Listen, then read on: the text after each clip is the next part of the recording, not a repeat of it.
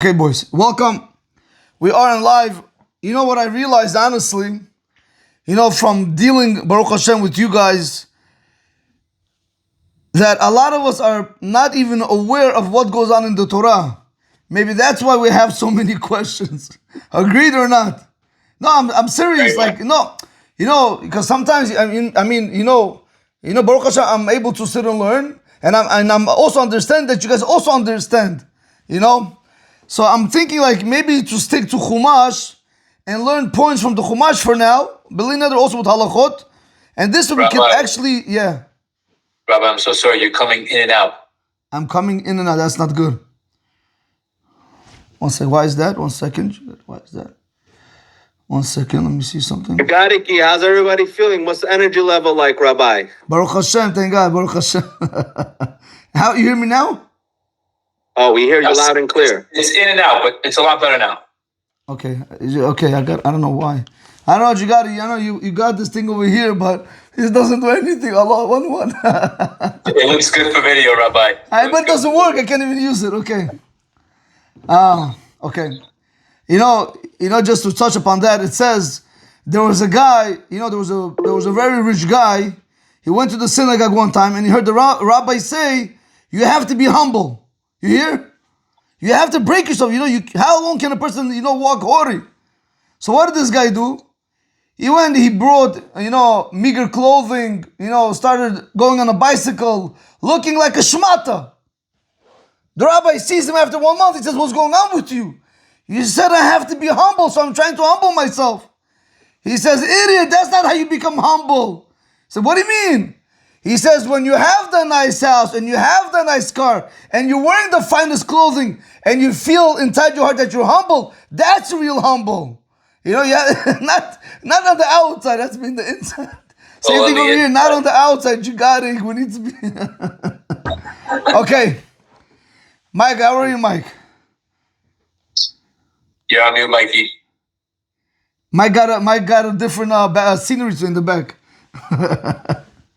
I came home early today, that's why. Nice. Okay, guys, I want to share with you a fascinating piece. Right in the beginning of Chumash, right in the beginning of Parsha Bereshit, in chapter 1, verse 1, it says like this. Now, guys, work with me. It says, Bereshit bara Elokim. In the beginning, God created et hashamayim ve'et ha'aretz, the heavens and the earth. Ve'ha'aretz hayta tohu v'ohu, and the land was basically desolate. It was chaos. V'choshech al panei tahom v'ruach Elohim merechevet al panei hamayim. And the Spirit of God was hovering over the face of the water.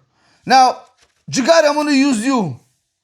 When I say we're in the beginning of creation, Hashem created the heavens and the earth. What was the first two things that Hashem created? I'm assuming the heaven and the earth. Because that's what it says in the Torah, correct? Correct. You guys are with me? But I have a problem. How can the next verse say... Heaven and hell, Rabbi, heaven and hell. One at a time. Say it again. Heaven and hell. Heaven and hell. Where'd you go? Heaven and hell? What's with you guys? How do we get to heaven and hell? No. Heaven and earth. Why hell? But no. One second. No, it says Shamayim v'aretz. It says heaven and earth. Why hell? If a person really wants to see hell, he should really get married. No, I'm joking. Okay. No, actually, no, I'm not. No, it depends. It really depends. No, the Gemara says, Mata or Motzeh. You ask a guy, Jigarik. I'm going to pick on Gregory. Maybe I shouldn't pick on you. Edward, Natanov. Yeah, you I could pick. Mata or Motzeh. You should know the answer. He doesn't want to answer. Jigarik, Mata or Motzeh. Please don't answer wrong. There's a phrase, there's a terminology. The Gemara Masai Berachot says, you ask a guy, Mata or Motzeh. They both mean the same thing, found. But there's two types of findings. Mata isha matzah tov. If he says the word mata, I found, that's good. He says, I found a good wife. But if a guy says the same language, Motzeh, I found, Motzeh mar mimavet, I found something more bitter than death, which is his wife. No, it's not you, Jigari. No, Jigari. Not me. Not Doesn't you. apply to me. And it's also not Jack. Where's Jack? Where Jack goes? Jack, where's that first class guy? Where do you run away, Berlin? I'm here, Rabbi. I hear it. No, I know.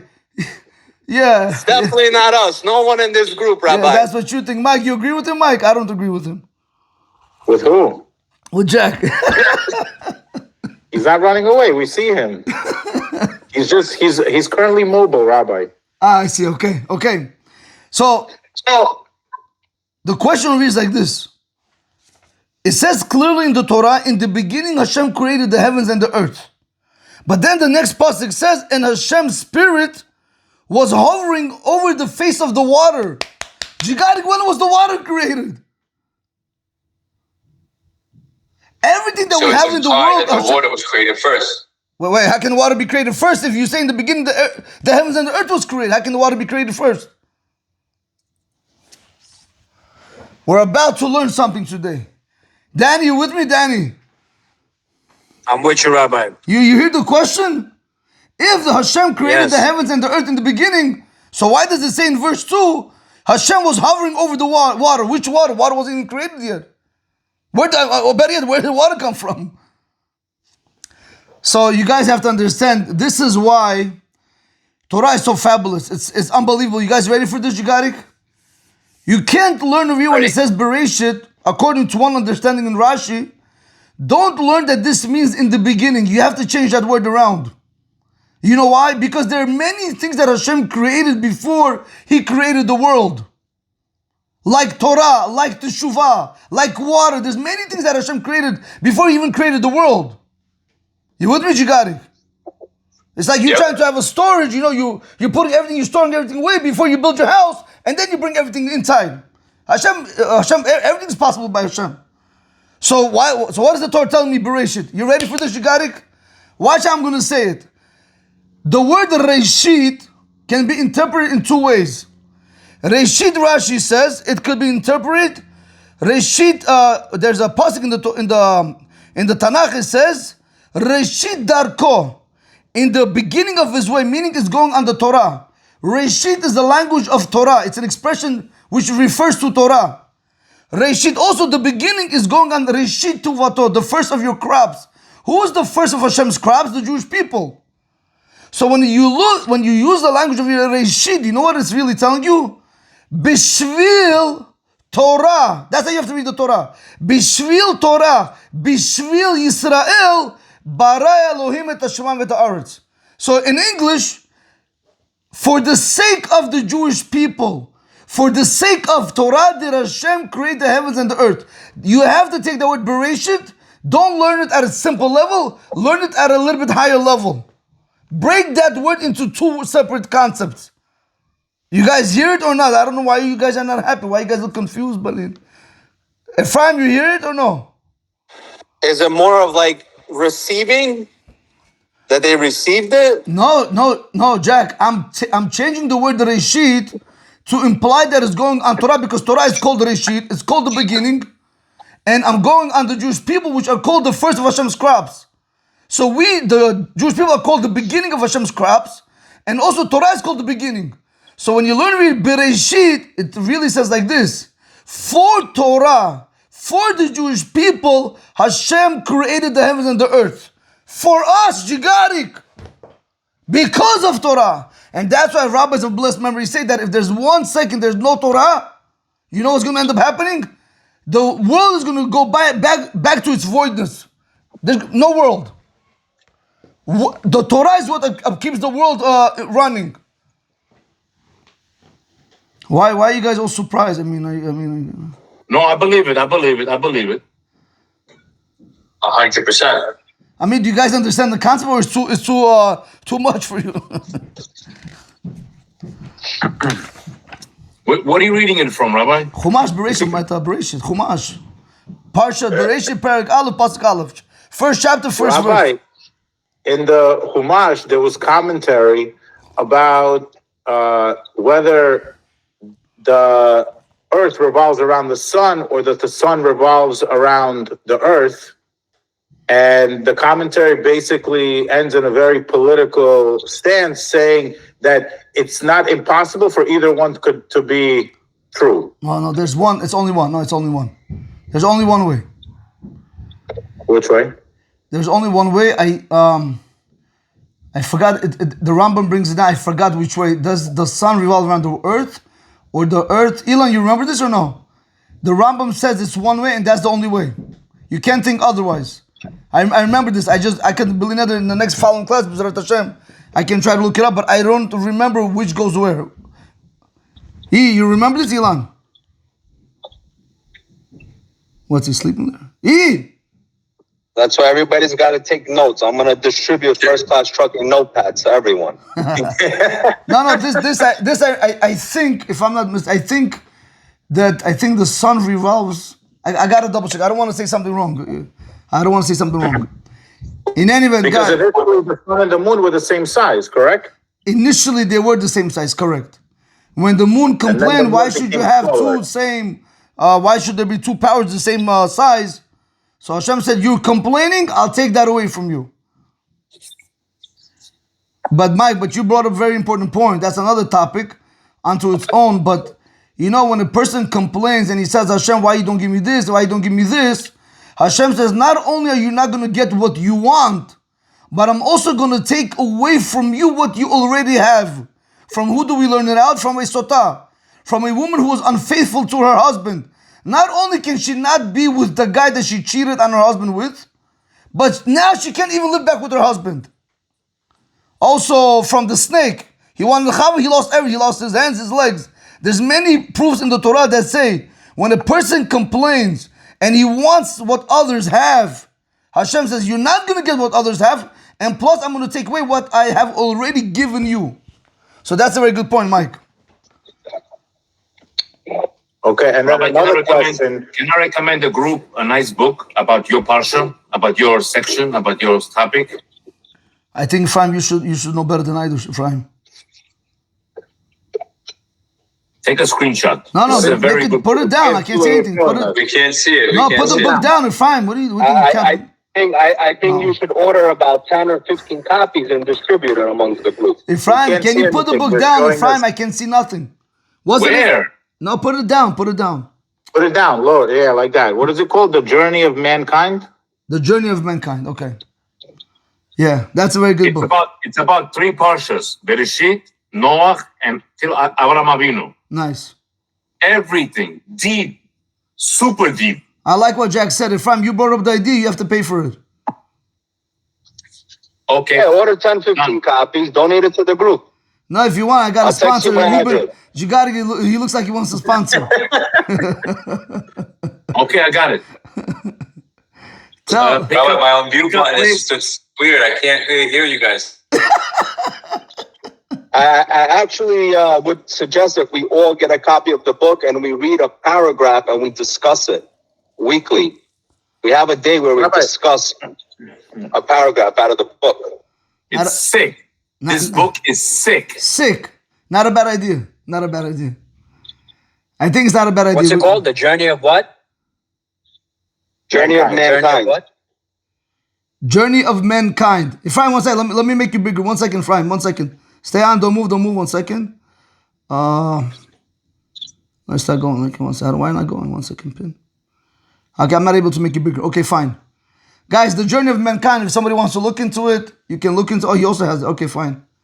Okay. Who has it? Easy just showed me he also has the book. Okay. Guys, if you have any questions. Rabbi, one more question for you. What's that? So What's that God easy? said in Bereshit, it's written in the at least the translation. God said to let us make a human in our image. Correct. Who's our? Hashem's. Why our? Why not my image? Rashi explains Hashem showed his humbleness right from the beginning to teach people to be humble. Hashem was speaking to the angels. He didn't need to ask angels for permission. But it shows you the humility level that HaKadosh Baruch Hu has. That's why he says it. It's a very good point, Michael. That's why he said. He could have said, but Hashem says, even Hashem, as big as he is, shows us what humility is all about. Oh, yeah, I mean, that's what it says here. Like I guess. Well, which book are you using, Mike? Mike, which book are you using? This one. Come on. Oh, that's a very good book, by the way. That's a very good book. That's very good. You should have commentaries on the bottom of the explaining these pieces. No, so the reason why I like this book is they put the commentary right in the translation. Okay, fine. Very nice. So you don't read the linear translation and then go figure out what it means. Okay. It puts it Together. So I'll give you an example.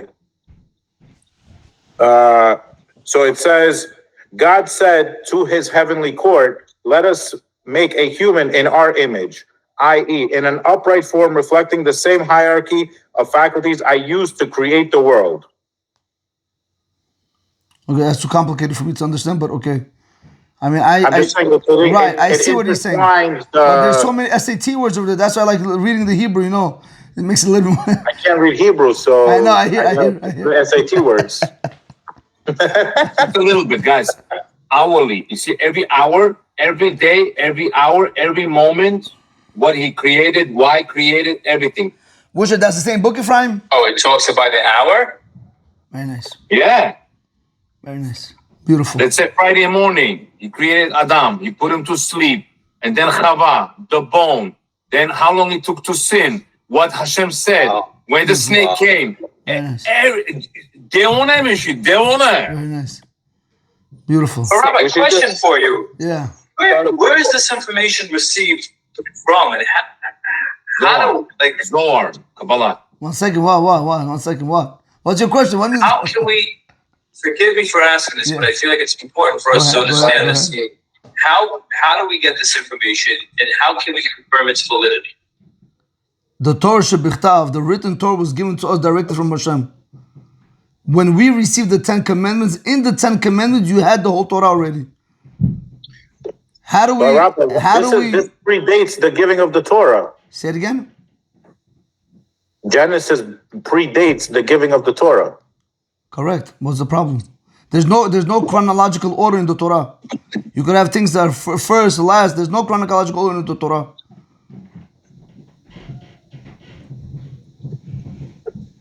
Okay. You know, when you speak about validation, you had 600,000 Jews that stood on Har Sinai, correct? They all witnessed the revelation of HaKadosh Baruch Hu. They also, at least when he gave the first commandment before they passed out, and then after that was Moshe Rabbeinu by himself. So that itself, that's what passes down to us from tradition to tradition. Can you imagine how many thousands of years have passed, and still you have Jews that are doing Brit Milah, wearing kippah, putting tefillin, all our Sifrei Torah are identical. How could that be possible? You understand? It's what you're asking. It's very good. You know, there's a lecture. I'm not going to be able to answer this in one minute, but there's a lecture by Rabbi Yosef Mizrahi, which is called Divine Information. He speaks about all this at length. Like, I think it's at 3 hours long or something like that. It's a lot of information that he explains. I think I have that book. Which one? Divine Did Information? you write a book? Yeah, I think there's a book on that. Right. I might be. I'm not sure, but might be.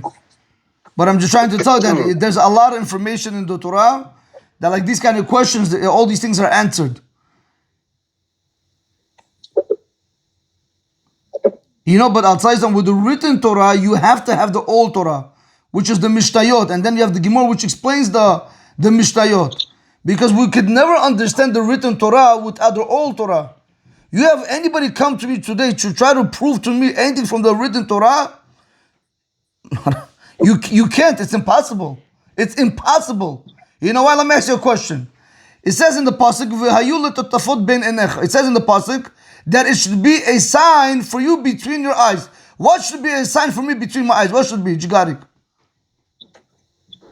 The rabbi said tefillin. The rabbi said tefillin. Yeah, the headpiece of the tefillin. Correct. Now let me ask you a stronger question. Where is between your eyes? Can you tell me? It's lower than where that is. Right over here. It's supposed to be right over here. So why we put it? Because that's how the rabbis learn it. It says HaKadosh Baruch Hu made a covenant with the Jewish people, right, through the Brit. Right? Brit is covenant. 1 second. Hashem says that you should take the softest part of the body and you should cut it. Let me ask you, Jack, what is the softest part of your body besides the foreskin? What is the other soft skin of your body? Is it like your eyelids or something like that? No, your earlobe. Earlobes? Right. Okay. So how do you know not to cut there? Because we know from Avraham Avinu. The Chacham, they explain it. So you could never learn the Torah on it's with its regular understanding if you don't have our rabbis explaining to us, breaking it down. You know, you want to hear something funny? There's a verse I forgot in I think maybe Masechet, I had Masechet Kiddushin or I had Masechet, so I don't remember right now.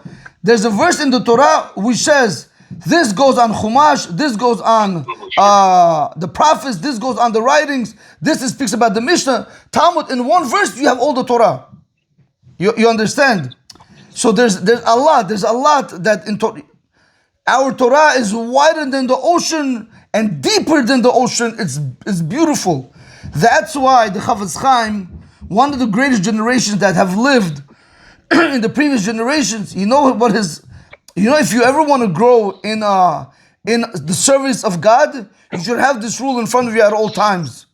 Whatever lasts forever, I should run after. Whatever is temporary, I shouldn't run after it so much. You hear what I just said? Mitzvot are everlasting. Not speaking Lashon Hara is everlasting. Doing mitzvah tefillah, again, learning Torah. When anything that's going to give me everlasting reward, you should go after it. Everything else that's only temporary reward, stay away from it. Because it doesn't give you any good. It might give you good at the moment, but not. It doesn't give you good for forever. But Ephraim, if you could definitely get that book, I wouldn't mind doing that book with you guys. Maybe maybe. I ordered already. 10 copies. You already want to? No, 10 copies is not going to be enough. You got today you have 13. Yesterday you had 18 people. The other day you had 22 people. You got to make sure everybody's on. I sponsored 10. Whoever wants. Rabbi, yesterday you had more than 18 people. Yesterday we had almost 25 people coming in and out. I didn't know. I didn't see. Some people are driving. They cannot read the book and drive. Okay, fine. Ephraim, we should read the book the day before. Pick a topic and discuss a page and a chapter. We can learn this till end of December. It's so much information. Okay, why not? Why not? We can do it. B'Ezrat Hashem. Ephraim, get more books. Put it on Jigarik tab. Don't worry about it. How many? No problem. How much is the book? It's not cheap. It's pretty comfortable. Greg and Michael K are with me. Joey Diamonds is also with me. You got it. Don't worry about it. Okay, guys, if you have any questions, I'll take. But I wanted, but remember this very important rule. Who am I sending my address to? To Ephraim.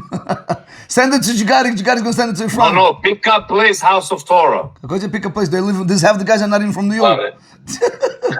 Really good. Where are they? Some are in Miami, California. I don't know. We'll figure it out. I'll send you a FedEx label, no problem. No problem. Okay. Ephraim думает, зачем я показал ему эту книжку, бля? Yeah, Ephraim is not afraid of these things. Okay, guys, you got it. Let's conclude. Let's summarize.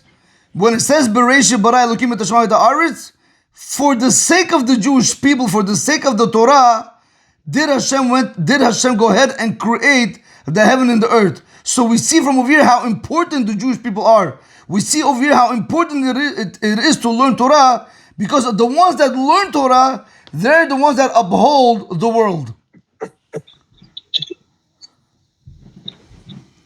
Okay, guys? Thank you, Rabbi. Thank you, Rabbi. No problem, guys. Everyone have a great day. I'll see you guys. Have a Thank nice you, day. Rabbi. Mazel tov once again, Rabbi. Thank you. I got it. Shabbat shalom, Rabbi. Shabbat shalom. See you guys all next week. I'll see you. Take Rabbi, care, one guys. more thing. So maybe what we can do is, since we're not learning on Friday, what we can do is maybe start making an effort to invite people to the group on Friday. So I'm going to circulate a message to everyone on Friday, asking everyone to maybe send me a name and a phone number and email address so that I can start adding them to this group. Okay. Yeah, one person brings one person. One person a week. Okay, I brought you. You got it. You do the rest. Amazing. Hello. I'll see you guys. Thank you, Rabbi. I love you guys. Bye. So All right, guys. Bye, Jack. Bye, guys. Bye.